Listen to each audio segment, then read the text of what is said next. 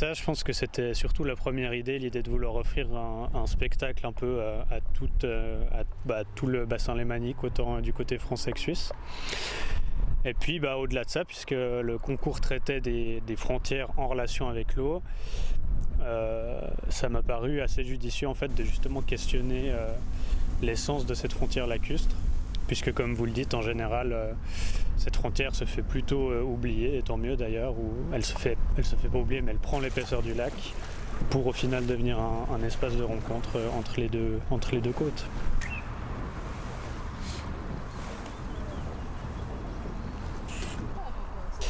Moi, je préfère voir cette performance comme un espèce de jeu avec cette ligne, puisqu'au final, ce qu'on démontre, c'est le fait que c'est un peu son absurdité, c'est le fait que de vouloir tracer une ligne sur un environnement comme celui du lac n'a pas trop de raison d'être, au-delà des raisons administratives, forcément, qui ont poussé à faire ça. Il y avait 35% plus ou moins de navigateurs français.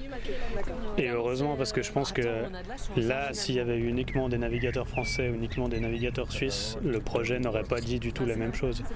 Je pense que c'est le fait que les deux côtes se soient rejoints sur au final ce point de rencontre au centre du lac, qui fait toute la force du projet et qui, à mon avis, permet d'éviter des polémiques inutiles à mon avis. Et puis, on le voit juste quand on change de monnaie pour payer nos filets de perche, mais autrement non.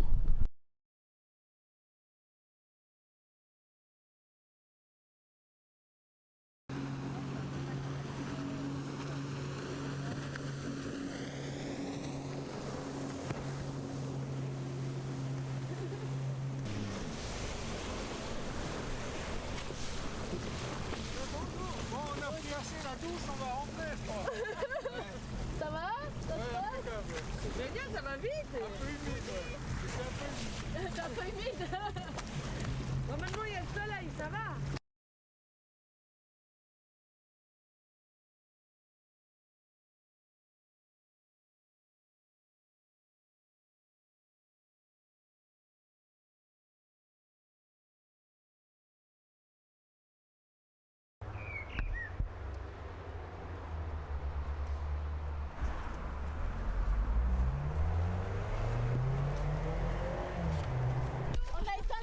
On pollue pas là.